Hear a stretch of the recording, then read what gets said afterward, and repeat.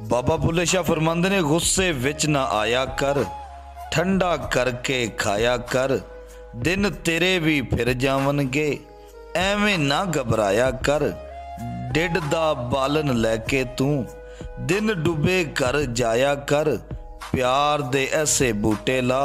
सारे पिंड ते साया कर, अपने अंदरों झूठ मुका सच दा ढोल वजाया कर, रुखी सुखी खा के तू सजदे विच टुर जाया कर, मन अंदर तू झाड़ू दे अंदर बाहर सफाया कर, ना कर झोली लोकां अगे रब अगे कुरलाया कर।